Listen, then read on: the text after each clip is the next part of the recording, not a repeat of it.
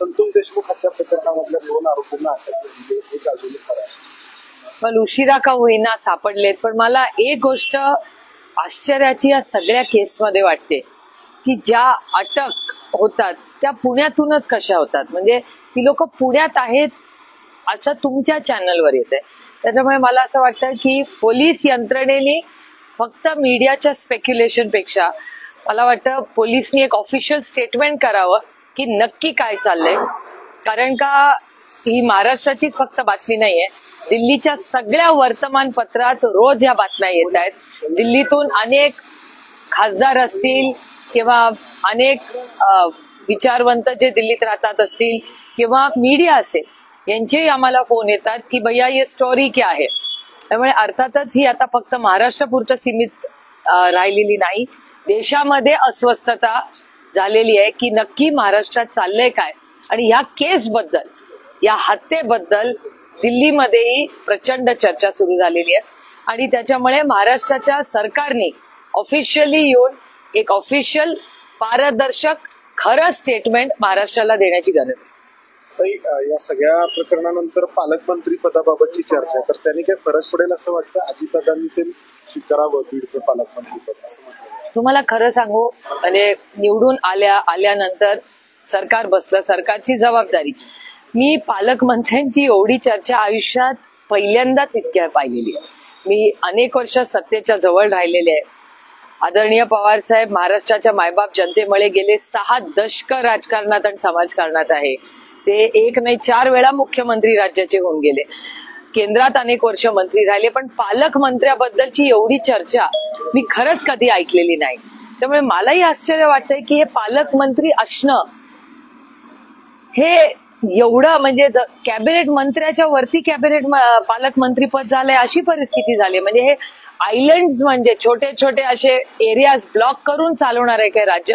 हे राज्याच्या हिताचं नाही. मी खूप टीका म्हणून सांगत नाही, मी त्या सरकारमध्ये असते तरी माझं तेच मत असतं की काही गोष्टी सॅक्रोसॅन्ट असल्या पाहिजेत, त्या राजकारणाच्या बाहेर जाऊन असल्या पाहिजे. आणि ऍडमिनिस्ट्रेशन, महाराष्ट्राची ओळख ही ऍडमिनिस्ट्रेशन बद्दल, म्हणजे उत्तम प्रशासक म्हणून आपली ओळख जर महाराष्ट्रात असेल, देशात असेल, तर मग हे पालकमंत्री पद, त्याची रच्ची खेच, आणि हे शब्द माझे नाही आहेत, हे तुमच्या चॅनलवर मी ऐकते. त्याच्यामुळे मला आश्चर्य वाटतं एवढा मोठा मॅन्डेट मिळाल्यावर सगळे कामाला लागतील आणि महाराष्ट्रात काहीतरी चांगलं. कारण का लोकांनी एवढा विश्वास या सरकारवर दाखवलाय.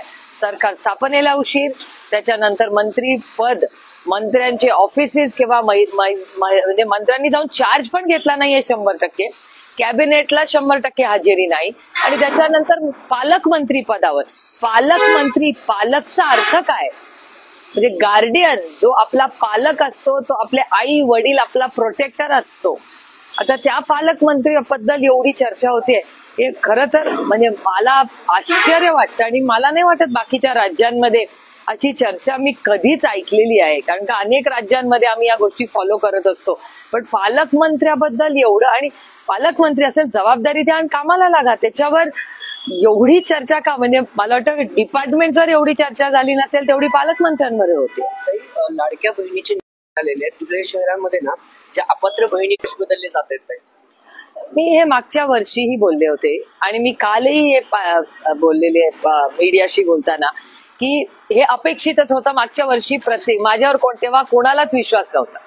मी मागच्या वर्षी हे सातत्याने प्रत्येक भाषणात बोलत होते आणि एक खूप गांभीर्याने, म्हणजे माझी तुम्हाला विनंती आहे की आता सरकार त्यांचं आलंय, एवढा मोठा मॅन्डेट त्यांना मिळालेला आहे, त्यामुळे प्रत्येक गोष्टीत मला काही त्यांच्याबद्दल तू मेमे करत बसायचं नाहीये, पण on a very serious note. आणि माझ्या अपेक्षा देवेंद्र फडणवीसांकडून आहेत, कारण का मी त्यांना खूप गांभीर्याने आणि एक सिरियस राजकारणी आणि एक ऍडमिनिस्ट्रेटर म्हणून त्यांच्याकडून अपेक्षेने बघते. आणि आज ते एका अतिशय महत्वाच्या पदावर बसलेत, जिथे कैलासवासी यशवंतराव चव्हाण बसलेले आहेत, दादा बसलेले आहेत. त्याच्यामुळे एवढं मोठं नेतृत्व घेतलं, त्या जागेवर आज देवेंद्रजी बसलेले आहेत. त्यामुळे फक्त टीका करण्यासाठी मी नाही हे बोलत आहे, पण महाराष्ट्राचं फिस्कल डेफिसिट आणि 2 दिवसापूर्वी आलेला रिझर्व्ह बँक ऑफ इंडियाचा फिस्कल डेफिसिट रिफॉर्मचा कागद, एवढा मोठा रिपोर्ट येतो, तो प्लीज तुमच्या चॅनल्स मध्ये जे तज्ञ असतील, इकॉनॉमिस्ट असतील, अर्थकारण ज्यांना माहिती असेल, असे एक्सपर्ट्स असतील, त्यांना जरूर तो दाखवा, त्याची बातमी करा. कारण कधीतरी पॉलिसीवर आपण सगळ्यांनी चर्चा केली पाहिजे. आणि या फिस्कल डेफिसिट आणि रिफॉर्म्सवर मी स्वतः बजेटमध्ये बोलणारच आहे. पण राज्य आणि केंद्रचं नातं आणि पुढचं येणारं महाराष्ट्राचं बजेट हे खूप गांभीर्याने घ्यावं लागणार आहे. कारण का इकॉनॉमी मध्ये स्लो डाऊन झालेला आहे. मी म्हणत नाही, केंद्र सरकार देशाचा आणि जगाचा डेटा सांगतोय. आणि आजच माझ्याकडे एक स्लाइड आली आहे ज्याच्यात बेरोजगारी ही या देशात वाढलेली आहे असा हा डेटा सांगतो. तो मी तुमच्यावर शेअर करीन. मी ट्विटही केला असेल आतापर्यंत. त्यामुळे अतिशय वाटतंय का यामुळे, कारण याच्यावर काय बंद होईल का नाही मला माहिती नाही, पण म्हणजे तो निर्णय सरकारचा असेल. पण फिस्कल डेफिसिट म्हणजे सरकारचा होणारा खर्च. आणि अनेक वेळा इलेक्शन चालू असतानाही लोक म्हणत होते की डीपीटीसीचे पैसे वळवले जात आहेत. हे काय आहे, खरं नक्की काय आहे, आरोप प्रत्यारोप करण्यापेक्षा मला वाटतं या सगळ्यावर एक व्हाईट पेपर काढून महाराष्ट्राला या सरकार ज्यांना एवढं मोठं मॅन्डेट मिळालंय. नाही सर, ज्यावेळेस गव्हर्नमेंट म्हणजे इलेक्शन्स होते ना, सरसकट सगळे फॉर्म स्वीकारले गेले, सगळ्यांना ते अवेलेबल करण्यात आले. पण आता निकष का बदलले जात आहेत? कारण सरकार त्यांचंच आहे, आधी पण त्यांनीच याचं उत्तर तुम्हाला सरकारला विचारायला लागेल आणि सरकारला उत्तर द्यावं लागेल. कारण का एवढा बजेट फसवणूक आहे असं वाटतंय का? कारण आताच तुमच्या प्रश्नातच माझं उत्तर आहे. पण मला असं वाटतं की हे सरकारनी याचा पूर्ण डेटा, काय धोरण करणार आहे हे पॉलिसी लेवलला म्हणजे सांगितलंच पाहिजे ना मायबाप जनतेला. ताई, तुम्ही म्हटलात की देवेंद्र फडणवीसांकडून तुम्हाला अपेक्षा आहे, अर्थखातं अजितदादांकडे आहे. अजितदादांकडून तुम्हाला काय अपेक्षा आहे? नाही, म्हणजे गेले 15 दिवस त्यांचं कुठलं स्टेटमेंट आलेलं नाहीये. त्याच्यामुळे मला माहिती नाहीये त्यांच्या डिपार्टमेंटमध्ये काय चाललेलं आहे. मुख्यमंत्री रोज टीव्हीवर दिसतात आणि त्यांचे स्टेटमेंट्स मी ऐकते. परवा म्हणजे मला अगदी त्या दिवशी देवेंद्र फडणवीसांना ते दौरा बघितल्यानंतर पूर्णपणे RR आबांची आठवण आली. कारण का ते RR पाटील मॉडेल आहे आणि आबांनी जे काम केलं तेच पुढे देवेंद्रजी पुढे नेत आहेत, याचा आम्हाला आनंद आहे आणि त्याचं मी मनापासून स्वागत करते. आणि त्याच्यामुळे ऍक्शन मोडमध्ये आज सरकारमध्ये काल मला आनंद वाटला की काल संध्याकाळी शिंदे साहेबही टीव्हीवर दिसले, त्यांनी काही निर्णय घेतलेत असं तुमच्या बातम्यांमध्ये आज सकाळच्या वर्तमानपत्रातही आलेलं आहे. त्याच्यामुळे हे सोडून दुसरं कोणीच मला दिसत नाहीये कुठे. त्याच्यामुळे नक्की सरकारमध्ये कोण काय काम करतंय याची काही क्लॅरिटी येत नाही. आणि जीएसटी काउन्सिलच्या मीटिंगला पुन्हा एकदा म्हणजे हा विषय माझ्यासाठी फार गंभीर आहे. लोक खूप कदाचित ते लाईटली घेत असतील, मला माहिती नाही. पण जीएसटी काउन्सिलच्या मीटिंगलाही महाराष्ट्राच्या सरकारने कोण गेलं, काय मुद्दे सरकारने मांडले हे आम्हाला कळलेलं नाही. आणि मी हे टीका म्हणून म्हणत नाही, मी पुन्हा सांगते की काही गोष्टी अशा आहेत ज्या खूप गांभीर्याने या देशाचं राज्याचं बजेट, आता 1 तारखेला देशाचं बजेट येणार आहे. आमच्या राज्यातल्या आम्ही काय दिल्लीला तुम्ही आम्हाला निवडून पाठवता महाराष्ट्राचे प्रश्न मांडण्यासाठी. आणि महाराष्ट्राचे प्रश्न मांडायच्या आधी आम्हाला तुम्ही नॉर्मली प्रथा अशी आहे की मुख्यमंत्री बोलतात, जे मला म्हणजे अपेक्षा आहे की यावेळी देवेंद्रजी पार्लमेंट सुरू व्हायच्या आधी आम्हाला बोलवतील. आम्हाला ब्रीफिंग केलं जातं सगळ्याच खासदारांना, सगळ्याच पक्षाच्या, की आम्ही एक राज्य म्हणून लॉबिंग हा वाईट शब्द नाही, काही वेळा चांगल्या गोष्टीसाठी लोक लॉबिंग करतात. तर सगळ्या 48 खासदारांनी मिळून महाराष्ट्राचे काही प्रश्न राजकारण बाजूला ठेवून मांडले पाहिजेत. तसे जीएसटीचे इश्यूज असतील ना राज्याचे जे पेंडिंग आहेत केंद्र सरकारचे, तर महाराष्ट्राची काय लाईन आहे जीएसटी काउन्सिलमध्ये आम्हाला नाही माहिती. रेल्वेसाठी आम्ही एकत्र असतो नेहमी सगळे. रेल्वे डिपार्टमेंटला अश्विनी वैष्णवजींना भेटायला अनेक वेळा महाराष्ट्रातले आम्ही सगळे खासदार एकत्र जातो. अनेक वेळा नॅशनल हायवेचे इश्यूज असतात, त्याला गडकरी साहेबांना आम्ही भेटायला सगळे एकत्र जातो. तेव्हा आम्ही पक्षपात करत बसत नाही. आम्ही महाराष्ट्राच्या वतीने महाराष्ट्राचे 48 खासदार एकामेकाशी चर्चा करतो, गप्पा गोष्टी करतो, डिस्कशन करून रेल्वे असेल, मोठे इन्फ्रास्ट्रक्चर इश्यूज असतील त्याच्यासाठी आम्ही एकत्र उभे राहतो. त्याच्यात काही राजकारण नसतं, ते राज्याच्या हितासाठी आम्ही एकत्र जातो. तसेच फायनान्सचे काही इश्यूज असतात. अनेक वेळा चर्चा होते की जीएसटीचे पैसे आले नाहीत किंवा जीएसटी मध्ये बदल झाले पाहिजेत. हे झालेच पाहिजेत ना, मागण्या राज्यांनी केल्या पाहिजेत. पण त्या काय मागण्या आहेत ह्या आता आम्हाला कळल्या पाहिजे. ताई, बीडचा जो विषय आहे तर पोलीस आणि सीआयडीचं पथक तपास करतात. पण युतीच्या ज्या प्रदेशाध्यक्ष आहेत अजित पवारांच्या पक्षाच्या संध्या सोनवणे यांची चौकशी झाली होती आणि पक्षीय पातळीवरती देखील हा तपास या प्रकरणामुळे जाताना दिसला.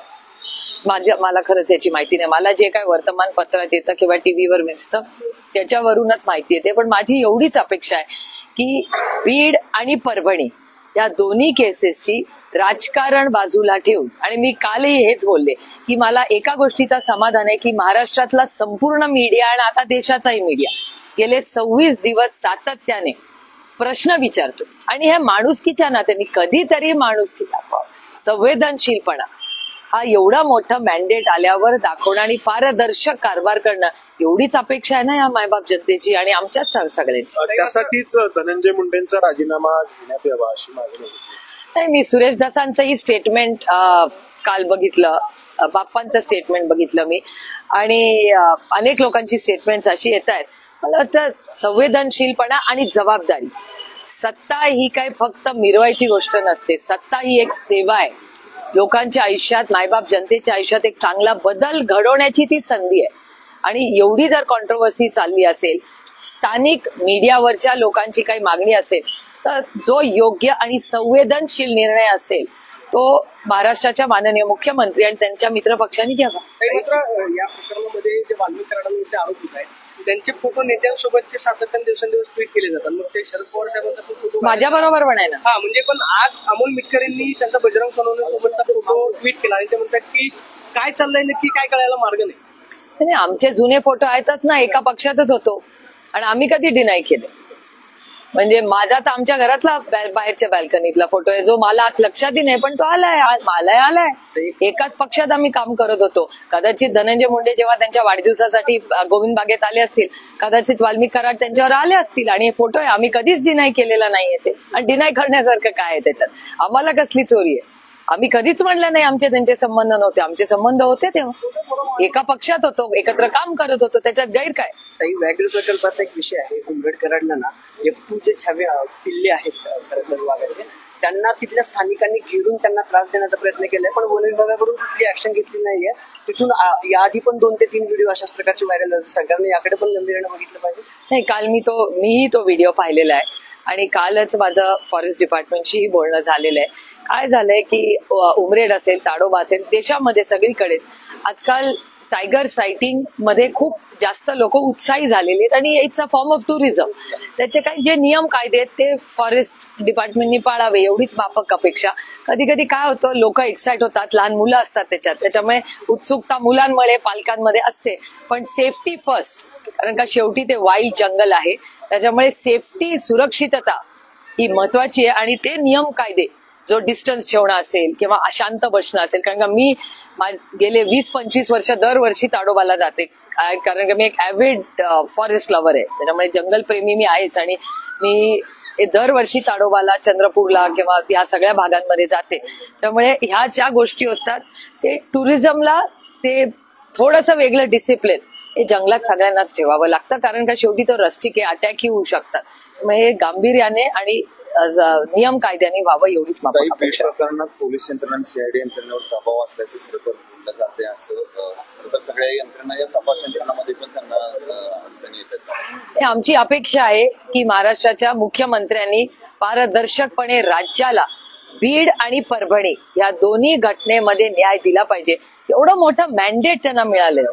एवढं मोठं मॅन्डेट दिल्यावर लोकांनी जेव्हा एवढा तुमच्यावर विश्वास दाखवलेला आहे, एवढं तर तुम्ही सत्य राज्याला देऊ शकतात. हे संवेदनशीलपणा या सरकारने दाखवावा. आणि काही नाही तर त्या मुलीचे अश्रू तुमच्या सगळ्या चॅनलवर प्रचंड अस्वस्थ करणारे ते त्या मुलीचे अश्रू आहेत. त्या मला असं वाटतं आपण सगळ्यांनी मिळून राजकारण कधीतरी बाजूला ठेवून माणुसकीच्या नात्याने आपण सगळ्यांनी काम केलं पाहिजे. आणि दोन्ही परभणी आणि बीड या दोन्ही कुटुंबाला न्याय द्यायची नैतिक जबाबदारी ही आपल्या सगळ्यांची असते. थँक्यू. थँक्यू. हा कुठे गेला? नाही, हा आज गेला का?